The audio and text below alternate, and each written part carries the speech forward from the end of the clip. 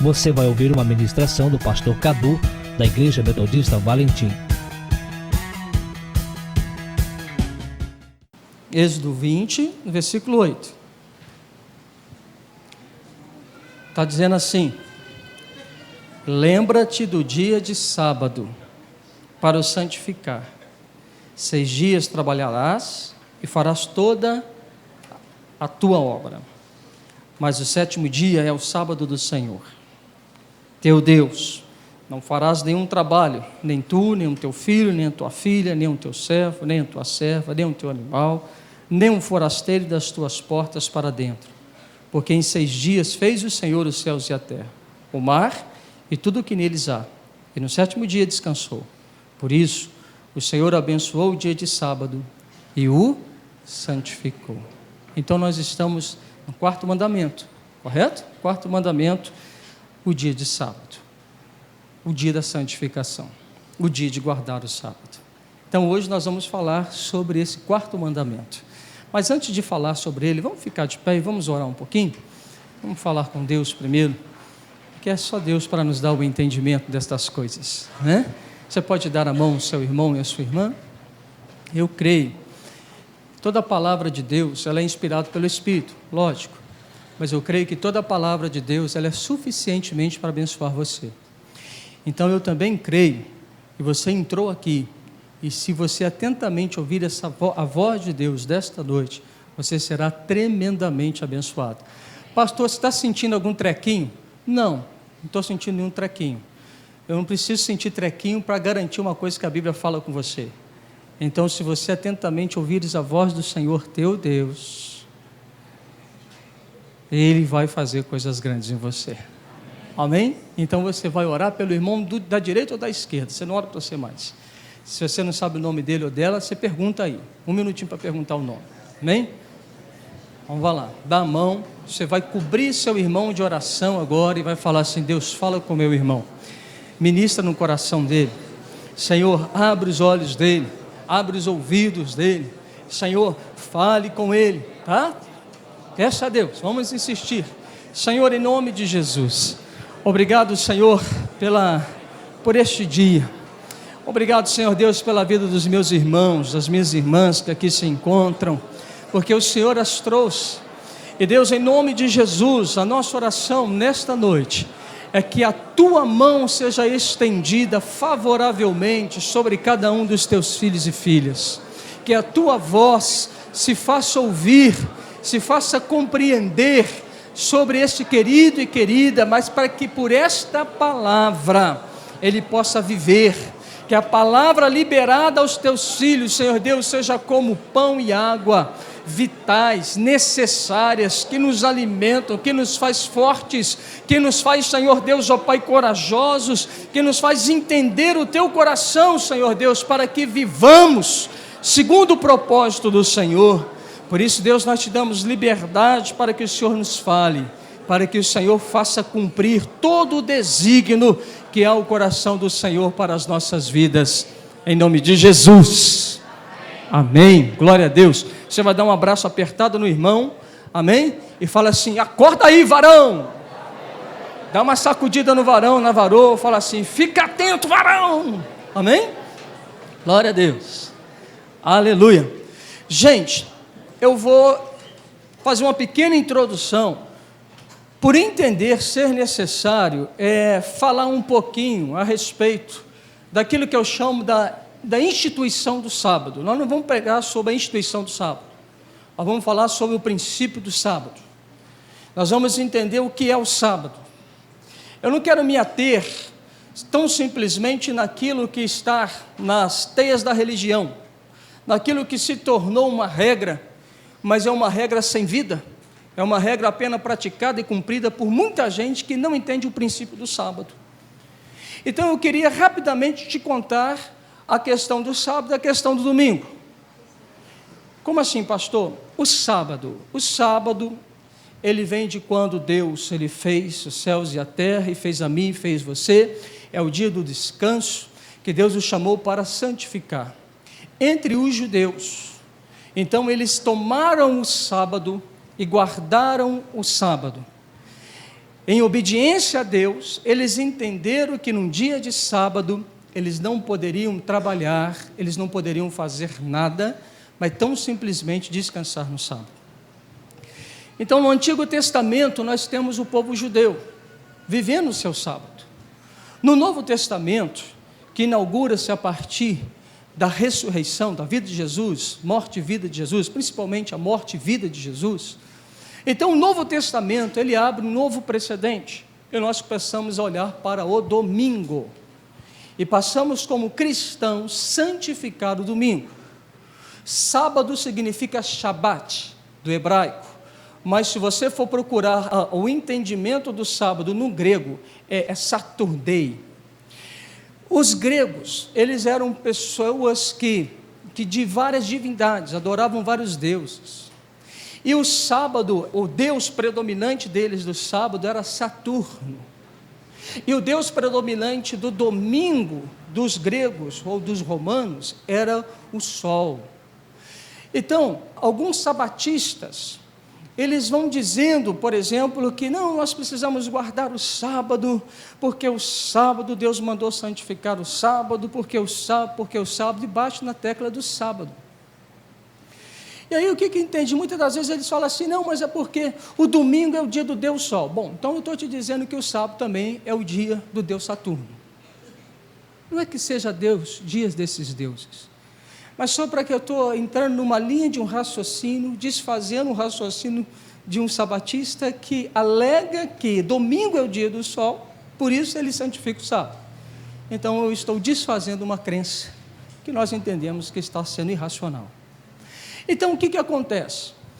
O porquê que nós não guardamos o sábado conforme os sabatistas?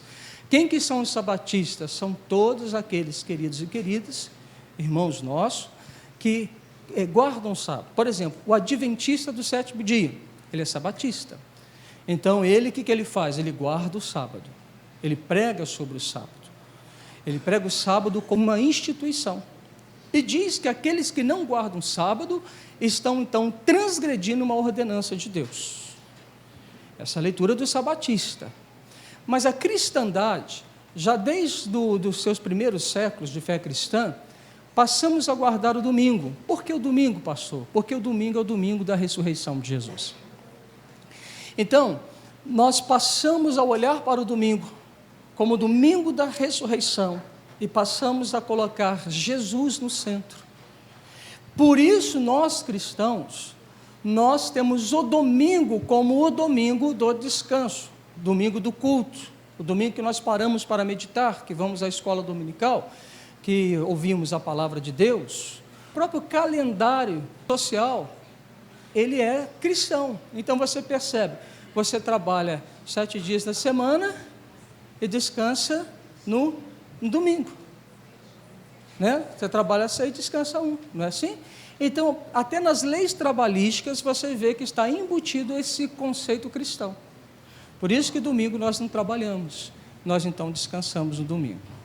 Bom, o que eu estou falando aqui agora com vocês é aquilo que é da instituição do sábado. Eu não vou pregar sobre isso. Eu quero falar o que é o sábado. Mas eu não poderia deixar de trazer essa elucidação, sendo que nós estamos diante de tantos queridos e queridas, homens e mulheres que amam a Deus e temem a Deus, mas que são sabatistas. Se um dia um sabatista chegar para você e falar sobre sábado, você pelo menos já sabe um pouquinho como falar e como defender, ou como, não precisa defender, mas como dizer a respeito da sua fé. Ok? Amém? Glória a Deus.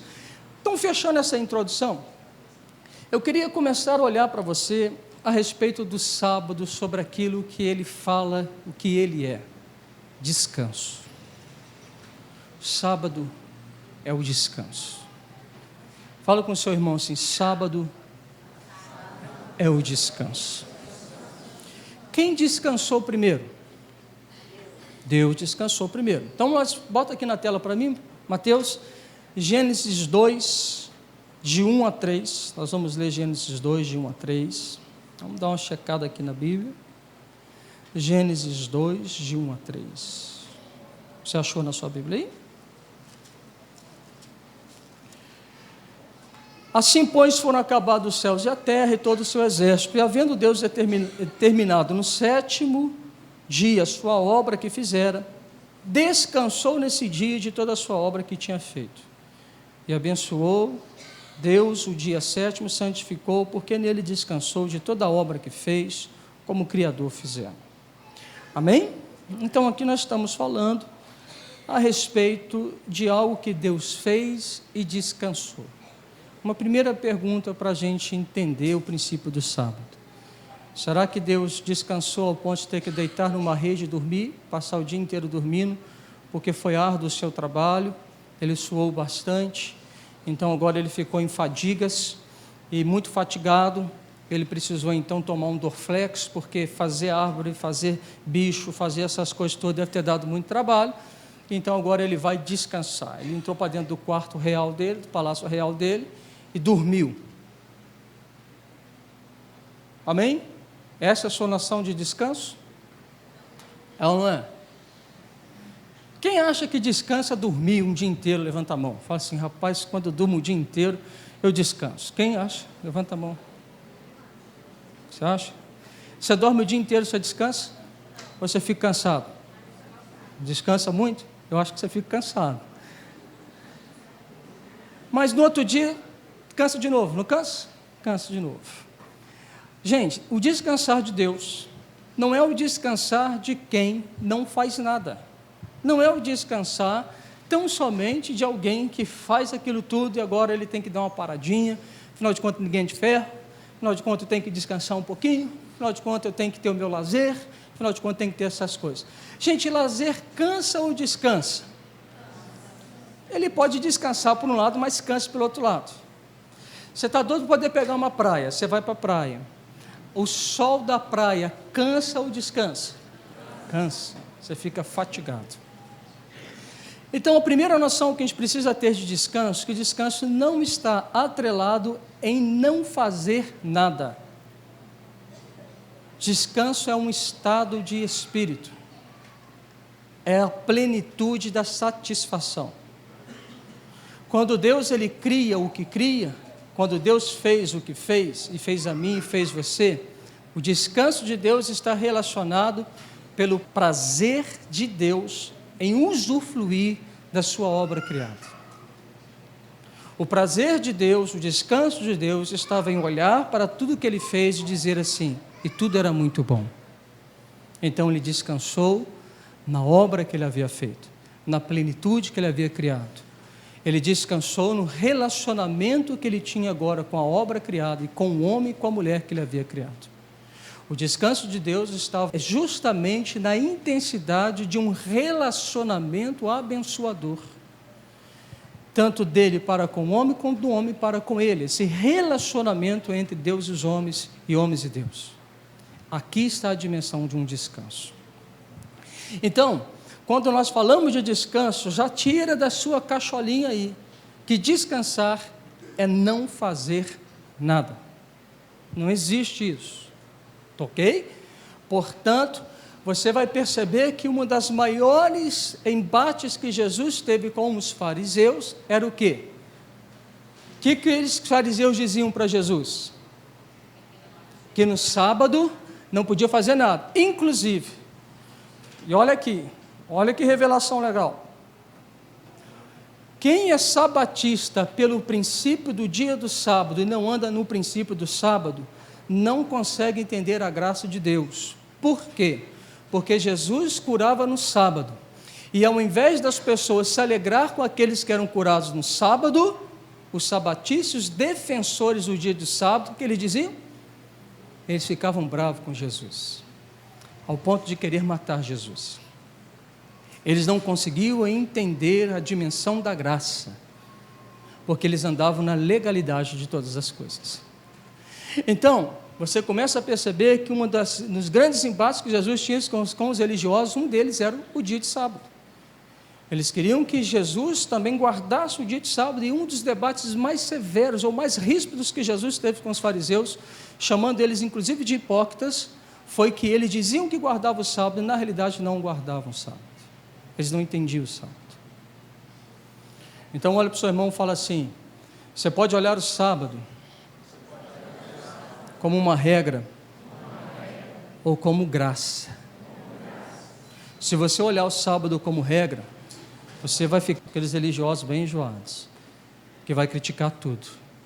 Se você entender ele como graça, você vai compreender que Jesus é o sábado. E é esse o tema do nosso sermão para vocês. Jesus é o sábado. Para isso, eu preciso que você então abra alguns textos. Vamos abrir primeiro, por favor, e Mateus, coloca para mim aqui, Mateus 12, 8, por favor. Achou aí, queridos?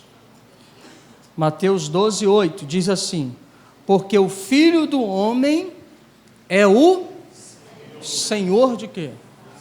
Gente, o sábado é maior do que o Senhor ou o Senhor é maior do que o sábado? Porque se ele é o Senhor do sábado, ele é maior do que o sábado. Então o sábado não pode vir no primeiro lugar do que o Senhor. Ele é o Senhor, Jesus é o Senhor do sábado. Por isso ele podia e fazia e curava pessoas no sábado. Então Jesus é o Senhor do sábado. Um outro texto, Marcos 2, 27. Marcos 2, 27. Vai dizer assim: o sábado foi estabelecido por causa do homem, e não o homem por causa do sábado. De sorte que o Filho do Homem é Senhor também do sábado. Então Jesus está conversando com os camaradas sabatistas. E Jesus está falando o seguinte: gente, vocês ficam aí pegando esse negócio do sábado, mas deixa eu explicar uma coisa para você. O sábado, ele foi estabelecido em razão do homem.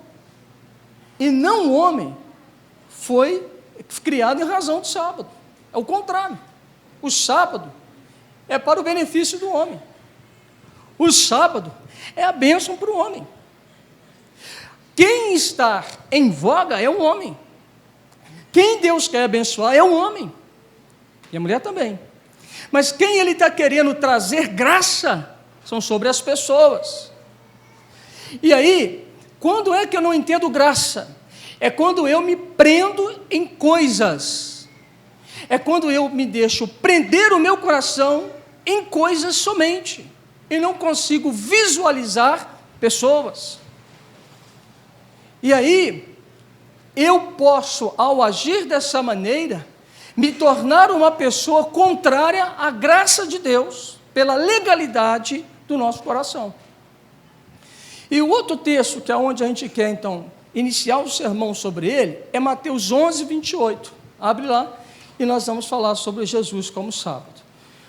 Ok? Deu para entender um pouquinho? Show de bola? Amém? Amém, Bia? Glória a Deus. Então depois vamos ter prova depois do sermão. Amém. Amém, gente? Amém. Misericórdia, né? Que isso? Precisa disso não, pastor. Para com isso, né? O Vitão tá pilhado. Ele fala amém para tudo, né? Não, vai ter prova, amém. Vou fazer, né, Vitão? Amém. Olha lá. Olha que texto sugestivo, gostoso. Olha que coração de amor. Olha um Deus carinhoso falando com a gente agora.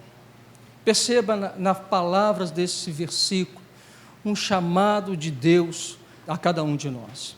Ele começa dizendo assim, Mateus 11, 28, ele fala assim: vinde a mim, todos os que estão cansados e sobrecarregados, e eu vos aliviarei. Tomai sobre vós o meu jugo, e aprendei de mim, porque eu sou manso e humilde de coração, e achareis descanso para a vossa alma, porque o meu jugo é suave, e o meu fardo é leve. Vamos fazer uma meditação rápida do texto? Dá uma olhadinha no seu texto, eu vou te fazer algumas perguntas, e acha essas respostas no texto. Qual é o propósito do chamado de Jesus? Jesus fez um convite, para quê? O que Jesus quer fazer? O que Jesus quer fazer em nós? O que Jesus quer nos dar? Jesus quer nos dar um descanso. A primeira palavra de Jesus para a gente é vinde. Ele diz para quem ele fala. Para quem que Jesus está falando? Para todos. Todos quem? Todos que estão cansados, todos que estão sobrecarregados, todos que não aguentam mais viver, todos que não estão tendo mais alegria no viver. Todas essas pessoas. Então, o convite de Jesus tem um endereço. E quando Jesus ele chama essas pessoas, ele tem algo que ele está revelando. Jesus não chama essa pessoa por nada ou para nada, mas Jesus diz assim para essas pessoas: eu vou te dar descanso. Mas olha que interessante, o descanso ele vem depois de um processo, não é isso? O que acontece antes da gente entrar no descanso? Aí é condicional, é aquilo que eu preciso fazer para entrar no descanso de Deus. Então olha para o texto para mim e me fala qual é o percurso que eu preciso fazer. Tomar sobre vós o quê? O jugo dele. Mas é para quê? Qual é o intuito de tomar? Aprendei de mim, não é isso? Aprenda de mim. Toma sobre vós o meu jugo. E ele fala sobre o fardo dele que é muito pesado, é isso? Não, ele fala que o fardo dele é o quê? Leve. Ou seja, o que Jesus propõe para mim e para você não é nada que eu e você não consigamos fazer. Jesus não nos coloca em sobrecargas. Jesus não nos coloca em momentos em que nós vamos chegar à exaustão. Jesus está dizendo isso. Mas para eu chegar nessa zona do descanso, eu preciso aprender dele, tomar o jugo dele e carregar o fardo dele. Preciso fazer trocas. Preciso tirar um fardo meu que é pesado e receber o fardo dele. Quando eu faço isso, eu encontro descanso. Então vamos entender essa palavra. Eu tenho conhecido alguns casamentos institucionais. O que é isso, pastor? É o casamento que se conta os anos que a pessoa está junto. E é interessante que, num primeiro olhar, quando nós estamos diante de pessoas casadas há tanto tempo, e quando eu falo com você, eu penso numa bem específica que já passou das bodas de prata. E quando a gente olha para isso, e a pessoa fala para a gente assim: eu já estou casado há 25, há 30 anos, há 35 anos. Nós somos levados a pensar que o relacionamento é o quê? Bom ou ruim? Bom, porque eles estão há muitos anos juntos. Então aquilo, quando fala assim, eu cheguei a 25 anos, você já pensa no troféu. 25 anos eles têm um troféu, né? Eles venceram, eles são referenciais, eu tenho que aprender com eles. Mas infelizmente eu tenho aprendido que algumas dessas tantas pessoas que mensuram o casamento institucional por anos que vão adentrando, não são felizes. Tenho conhecido muitos que, por exemplo, nem se comunicam, o cônjuge não se comunica mais, não dorme na mesma cama mais há muito tempo. Mas eles estão falando que estão há tanto tempo o quê? Casados. Quem está de fora olha e diz assim: rapaz, é modelo. Jesus, que sabe de todas as coisas, fala assim: modelo de quê? Isso é uma instituição. A instituição é quando, pegando a prerrogativa do casamento, é quando eu estou casado há tanto tempo com a pessoa, mas há tanto tempo eu não suporto mais aquela pessoa. Então eu estou vivendo a minha instituição do meu casamento, que é falido, que é uma desgraça. É só você que não deu o braço a torcer ainda, mas é uma grande desgraça. Agora, quando eu falo sobre esse descanso, ou este sábado, eu estou dizendo a respeito de algo que é prazeroso. Eu estou dizendo a respeito de algo que não se conta tão somente pelos anos que se caminha junto, mas se conta pelos anos vividos juntos que nos transformou e nos fez pessoas melhores. Eu estou dizendo da plena satisfação de estar com quem eu estou, ao ponto de eu dizer o seguinte: não consigo me ver separado desta pessoa, porque essa pessoa, eu a amo, inclusive eu amo os seus defeitos, como eu amo as suas qualidades. Recentemente postaram no Facebook algo interessante, uma mulher, ela está há bastante tempo casada. Ela quis, então, presentear o seu marido. E ela foi fazer uma sessão de fotos com Photoshop. E no Photoshop, tiraram dela as estrias, as rugas, a flacidez, as marcas dos anos que estavam sobre ela. No Photoshop, ela ficou bombada, né? Ela, de mulher mexerica, se tornou uma mulher melão, né? Ou melancia, né? Falando pelas frutas, né? Vocês entenderam mexerica, né? Só para descontrair. Isso não está lá, não. Mas aí, mandou essa foto para o marido dela, como um presente para o marido. O que surpreendeu foi a resposta do marido. O marido agradeceu as fotos da fotógrafa, falou assim, olha, realmente você é uma boa fotógrafa, só que eu prefiro a minha esposa com as marcas dela, porque cada marca, cada flacidez, cada situação, cada marca do corpo dela, data-se de períodos da nossa história vencidos e superados. Eu não posso retirar das nossas histórias as marcas que nos fez e que nos levou até este lugar. O que aquele marido disse? Você é linda e perfeita como você é. Ele não está dizendo que ela não é flácida. Ele não está dizendo que ela não tem estrias. Ele reconhece que a juventude da esposa está se esvairindo. Mas ele consegue ver o encanto de quem ama. E quando nós olhamos para isso, e nós olhamos de Deus olhando para nós, Deus nos ama assim. Porque ninguém aqui é perfeito ao ponto de Deus dizer o seguinte, eu amo a você porque você é perfeito. Todos nós temos os nossos defeitos, mas Deus não desistiu da gente. O sábado é o descanso. E se eu te perguntar, por exemplo, o que na realidade, né, o sábado nos traz descanso, porque nós temos sobrecargas, cansaço. E o que nos traz sobrecarga? Você está cansado de quê? O que te cansa? Eu estou cansado de falsidade. Eu estou cansado de religiosidade. Eu estou cansado de mentira. Estou dizendo algumas coisas que me cansam. O que te cansa mais? O que traz para você algo que de fato te coloca em uma grande sobrecarga? Pensa um pouquinho na sua sobrecarga, por favor. Pensa nela. Amém? Deu para pensar? Pensou? Ok. E qual que é o convite de Jesus para nós então? Para mim e para você então? O que Jesus está falando para você então? Em Mateus 11, 28. Qual o convite que Ele está fazendo para você? Pode olhar, vinde. Vem para mim. Ou Ele pode estar falando assim, vem para cá.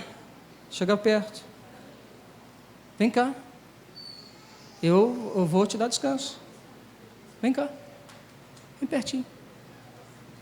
Um primeiro convite. Você está cansado? Jesus acabou de falar com você. Filhão, vem para cá. Vem para perto de mim. Que você vai encontrar descanso para a sua alma. Agora, preste atenção numa outra coisa. Trabalhar cansa. Cansa ou não cansa? Rapaz, cansa. Por que a gente trabalha? Se cansa, por que você trabalha? Não, porque você é um pecador. Porque lá em Adão pecou.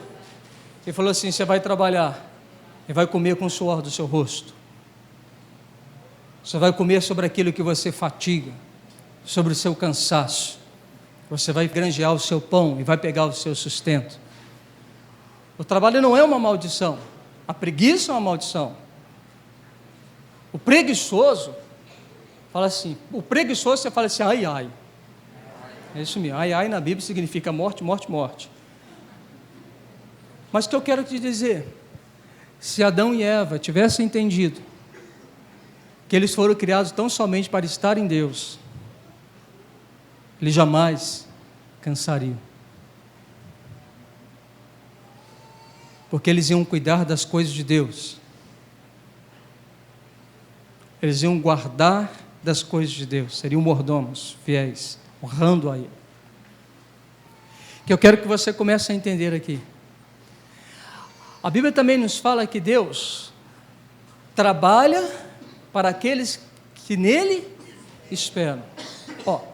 Se Deus que tem um trabalho para aqueles que esperam, quando eu trabalho, quem que está esperando? Quem que está esperando? Deus. Então, uma questão que eu quero que você comece a entender sobre princípio. Eu não estou dizendo que você agora precisa chegar para o seu patrão, ou se você é empresário, se funcionar, chega o patrão e fala assim, eu quero agora minha rescisão. Mas você vai fazer o quê? Arrumou emprego? Não, vou descansar. Não é assim. E nem você que é empresário, você não vem com essa falando assim, não, agora eu vou fechar o meu negócio. Por quê? Porque agora eu vou descansar. Não é isso que eu estou dizendo. Olha para o seu irmão e fala assim, não é isso que o pastor está falando.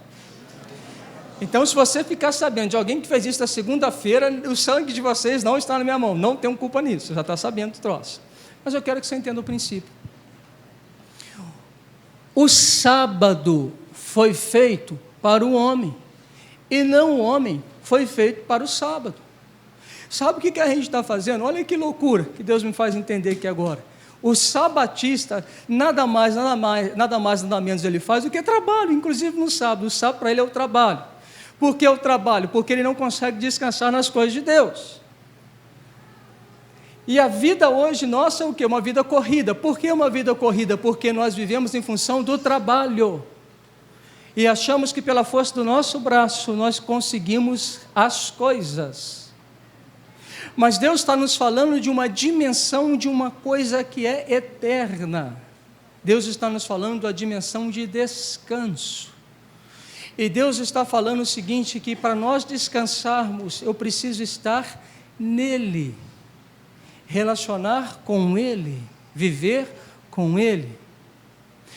Olha, nas minhas maiores crises, quando eu olho para as minhas maiores crises que eu já tive, que tenho e que porventura vou ter, quando eu olho para elas, eu tenho uma constatação sobre todas elas. Todas as minhas crises eu as vivi sem compreender a dimensão de quem deve se esperar em Deus. E entrei nas minhas crises porque na realidade eu entrei com a força do meu braço, quando eu não consultei a Deus, quando eu não busquei a Deus, quando eu não ouvi a palavra de Deus, e eu fiz segundo o que meu coração me dizia que eu deveria fazer. Quando eu ignorei Jeremias, que diz que enganoso é o coração do homem. E quando eu fiz escolhas que não nasceram no coração de Deus, surgiram as minhas crises. E eu pergunto a você, as crises que você já viveu, que está vivendo, e que porventura ainda vão viver, é ou não é, não nasceram ou não nasceram, de todas as vezes que nós não consultamos a Deus, não ouvimos Deus, e entramos nas situações por nossa livre e espontânea vontade. É mais ou menos que alguém que faz algo e depois que faz algo olha para Deus e fala assim, Deus, agora o Senhor abençoa o que eu fiz. Mas a gente, na realidade, a gente não busca Ele e fala assim, Deus, o que o Senhor quer que eu seja e o que o Senhor quer que eu faça? Quantos de vocês concordam comigo? Quantos de vocês, que, como eu, viveram crise, se você for procurar a razão delas, elas nunca nasceram do coração de Deus. Mas elas nasceram do nosso distanciamento do coração de Deus. Porque descansar, querido e querida, é ouvir a voz. Agora, semelhantemente, nas minhas maiores crises, o que fez as minhas crises cessarem, sabe o que foi? Ouvir a voz de Deus. Todas as vezes que a minha vida ela é um tumulto, todas as vezes que como eu estou no mar bravio, e quando eu percebo que eu tento ir e vem ventos contrários, todas as vezes que eu vou vivendo e todas as vezes que eu tenho barreiras na minha vida e que as coisas elas parecem tomar um tom de cinza, parece que o sol não nasce, parece que a noite ela cada vez mais vai se alongando. Todas as vezes, quando vivi momentos desses, a luz veio, a graça veio, o vento cessou, quando eu ouvi a voz de Deus. Me lembro de um momento muito singular, de tantos que eu vivi, de um especificamente, quando eu estava na faculdade ainda da teologia, e estava vivendo uma sequidão. Estava sendo confrontado da minha fé. Estava sendo confrontado pelos testemunhos daqueles que deveriam testemunhar um Cristo vivo, que testemunhavam um Cristo morto para mim. Estava sendo confrontado das coisas que eu aprendia. Estava sendo confrontado com uma cidade extremamente liberal que é São Paulo. Era confrontado por todas as partes. E desesperadamente me arrastando e subindo aos púlpitos, não falsamente, mas subindo aos púlpitos com um coração de quem está cansado, um coração de quem está falando: Deus, por quê? Deus, na realidade eu nem queria estar ali, mas pela obediência e o temor a Deus, indo, e uma vez indo e lutando com Deus dentro do meu espírito e falando: Deus, fale comigo, ministre uma palavra para mim, eu preciso entender, Senhor. E um dia eu fui pastoreando uma igreja no Espírito Santo, nós chegamos até Juiz de Fora, participar do Selar. O pastor Sóstenes Mendes estava ministrando uma música, uma canção.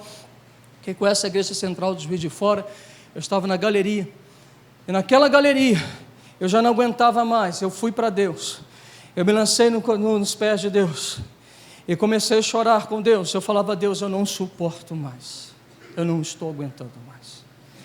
E Deus me disse algo. Sabe o que Deus me disse?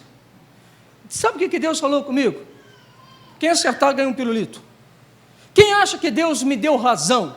Ele disse que a razão de eu estar assim é porque assim, Quem acha que Deus me falou assim, vastas palavras? Quem acha que Deus falou isso comigo assim? Pode levantar a mão, se você quiser ganhar um pirulito.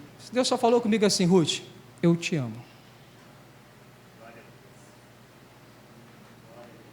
Eu ouvi somente Deus falar comigo assim: eu te amo. Aquilo foi um bálsamo para o meu espírito. Eu nunca chorei como chorei. Eu nunca me senti tão bem como eu me senti. E aquilo ali foi um reabastecimento da minha vida, para suportar os tempos difíceis que eu ainda teria que enfrentar. Quando eu olho para Jó, o Jó também ele faz muitas perguntas, ele quer saber de muita coisa. Muita coisa. E quando Deus responde a Jó, é interessante que Deus não fala pontualmente sobre nenhuma das perguntas que Jó fez. Na realidade, Deus chega e fala assim: rapaz, baixa tua bolinha, onde você estava quando eu fiz os céus e a terra? Mas você vai ver a constatação de Jó, ele fala assim: rapaz, antes eu só te conhecia de ouvir, agora os meus olhos te viram. E a sorte daquele homem foi mudada. Sabe o que eu entendo aqui, meu querido e querida? Quando os discípulos, por exemplo, eles estavam no mar, enquanto os discípulos eles estavam golpeando, o vento forte contrário estava golpeando, fazendo eles retrocederem ou até naufragar em meio ao mar. Quando Jesus entra no barco, cessa a tempestade, mas outra vez eles entraram no barco, Jesus estava no barco, também diversidade do mar, e Jesus dormia. Jesus dormia. Essa talvez é a razão de alguns de vocês aqui. Está no barco, anda com Jesus, mas a vida não está legal. E quando você olha para Jesus, Jesus dorme. Aí você fala com ele assim: Jesus, pô, você não está vendo, Jesus, não estou entendendo, Jesus. Jesus, como é que você pode dormir diante de uma situação tão séria como esta? Cadê você, Jesus? Uma das coisas que nos cansa é a nossa incredulidade de crer que Jesus ele pode mudar todas quaisquer situações que estamos vivendo nela. Porque todas as vezes que nós não cremos, nós fazemos do nosso jeito. Todas as vezes que nós cremos, nós fazemos do jeito de Deus. Agora, o que vai resolver a nossa vida? Fazer do jeito que nós queremos ou fazer do jeito que Deus quer que a gente faça?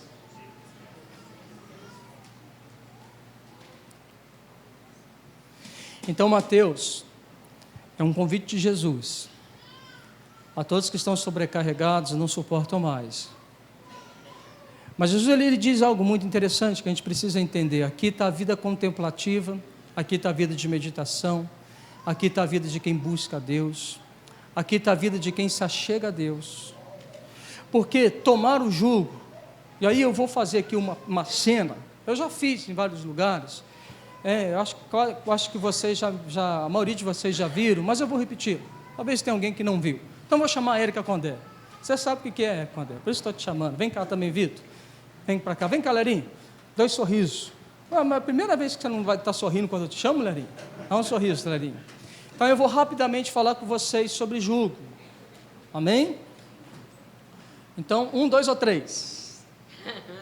1, 2 ou 3? É isso? Tá. Então vamos lá. O jugo. Tá bom? Só porque você fez isso, você vai ser a vaquinha. Então vem cá.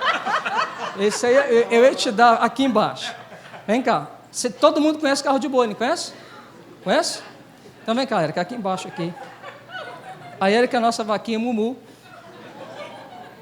E o Lerinho é a nossa vaquinha Bu. Tá bom? Então nós temos 2 vaquinhas. As 2 vaquinhas, para poder andar juntas, para poder guiar o carro de boi, o que precisa ter sobre elas? A canga, que no nosso caso é o jugo. Então, você é a canga. Como é que você entra aí? Ele ficou olhando para mim assim. Ele é a canga. Então, olha só, aqui está o jugo. Então, Deus está querendo que eles andam. Vai andando, vai andando. Vamos falar, as vaquinhas mugindo.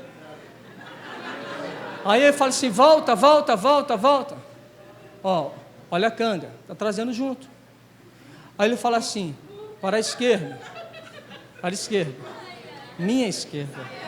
Esse é o problema da canga quando não entende. Minha esquerda. Amém? Então olha só, eles estão sendo guiados. E porque eles são guiados, eles estão sendo conduzidos pelo mesmo caminho. Quando eles não são guiados por uma mesma voz, há confusão. Você viu que eles empacaram aqui no primeiro momento. A vaquinha Mumu queria ir para a minha direita e a vaquinha Mu queria ir para o esquerdo. E a canga ficou parada. Então, você percebe que nesse rápido aqui, nessa dinâmica que a gente faz, a nossa vida como é. Jugo é ser guiado por uma palavra, por um princípio, por valores. É quando então Jesus fala assim, vem para cá, aprenda de mim, toma o meu jugo. Então o que Jesus está falando? Você só vai ter descanso se você me der ouvidos, se você tiver desejos de me ouvir e andar comigo, e acreditar naquilo que eu te digo, e viver segundo as minhas palavras. Se você fizer isso, você vai entrar no seu descanso, a sua alma descansará.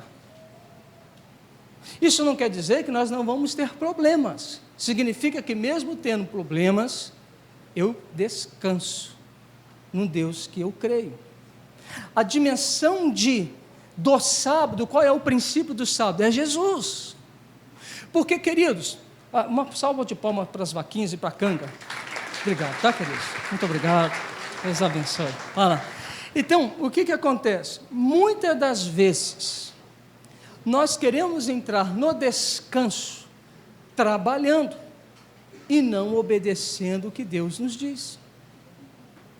E nós achamos que nós temos o direito de receber descanso por aquilo que nós fazemos. Mas muitas das vezes o que fazemos não foi o que o Senhor Jesus nos pediu para fazer. Por isso há o cansaço. Jesus, ele é o sábado. O que Jesus está nos ensinando é o seguinte: eu sou o seu descanso. Eu mesmo, Jesus, sou aquilo que você necessita. Eu sou o descanso da sua alma. Eu sou o alívio da sua sobrecarga. Eu sou o alívio dos seus fardos.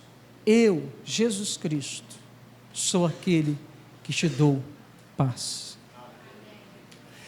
Então não adianta eu ficar guardando a instituição do sábado, do dia do sábado, se eu não descansar nas palavras dele.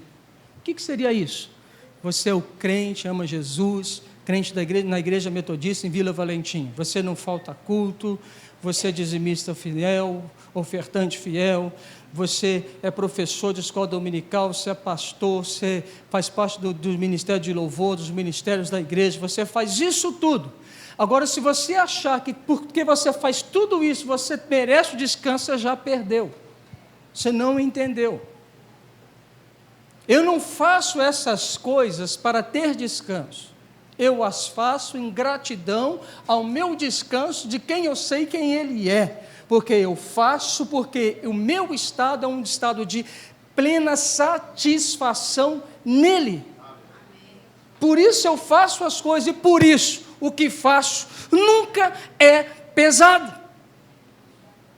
Por isso cuidar de gente nunca é pesado. Por isso ministrar uma palavra, visitar alguém, socorrer um necessitado ou fazer o que tiver que fazermos, nunca é pesado para ninguém. Quem chega no ministério cansado, enfatuado, é porque em algum momento da sua caminhada você perdeu Jesus de vista e se perdeu nos seus afazeres, por isso você cansou. Nunca é pesado eu ir à célula, nunca é pesado eu ir ao culto, nunca é pesado se Jesus for o meu sábado, se de fato eu ouço o que Ele diz e vivo aquilo que Ele me diz, porque o meu estado é descanso. Eu posso estar vivendo a maior luta da minha casa, eu posso estar vivendo dias ruins, como Jesus, eu dormirei, o sono daqueles que descansam em paz, em meio às tormentas, porque Ele me faz descansar, porque Ele me faz ficar seguro nele próprio, porque eu não corro com a força do meu braço, mas eu corro segundo a palavra do Senhor. Então, para encerrar, o descanso tem tudo a ver com o nível de fé que nós possuímos. A sobrecarga da vida também tem tudo a ver com a falta de fé que nós temos. Porque se eu creio, eu me aguardo e me coloco debaixo da palavra. Por isso eu posso estar seguro. Ainda que eu não entenda, uma vez eu ministrei e ensinei isso a vocês, você não precisa entender as coisas para obedecer o que Jesus te manda fazer. Você precisa apenas crer. A maior angústia é de gente que quer que Jesus explique tintim por tintim para eles. Jesus até explica. Tomé era assim. Jesus teve paciência com Tomé e vai ter paciência com cada um da gente. Mas Tomé sofria mais do que o Pedro. Porque para ele, rapaz, tem que tocar, tem que ver. Não, tá furado. Não, isso aqui... Não, Jesus, você passou lá no Fernando. O Fernando tem umas maquiagens que faz isso aí, deixa eu ver. Não. Não é assim. Ou nós vamos crer no que Deus está falando com a gente, ou a gente não vai crer. Ou a gente entra no descanso, ou a gente vai ficar rodeando o descanso. Quem rodeou o descanso? Quem? Quem rodeou o descanso? Você também? Já rodeou o descanso? Mas na Bíblia quem rodeou o descanso? O povo de Israel. Por quê? Porque tinha medo de gigante.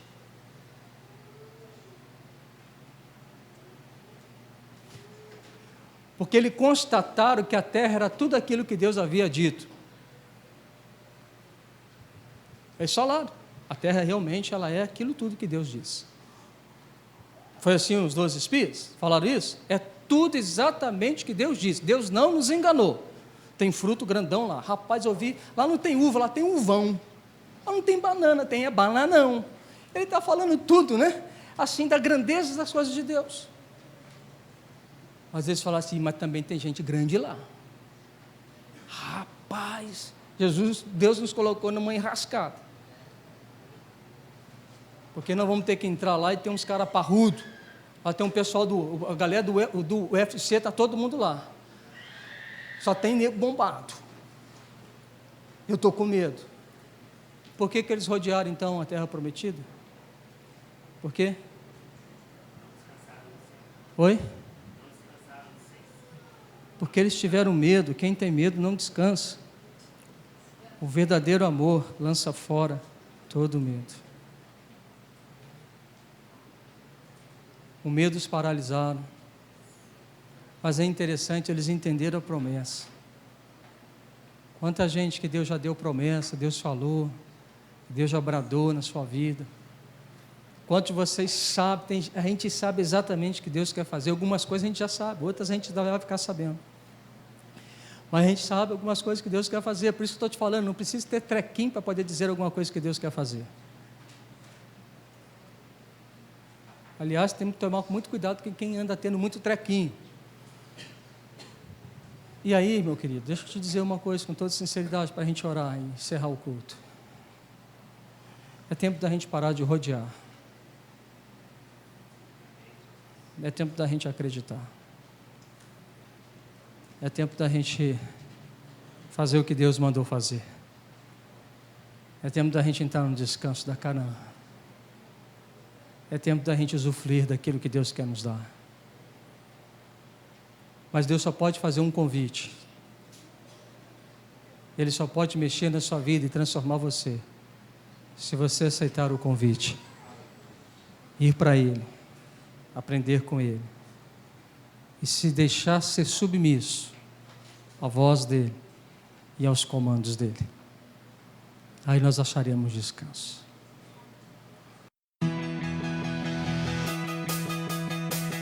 Para ouvir essa e outras ministrações, acesse www.metodistavalentim.com.br.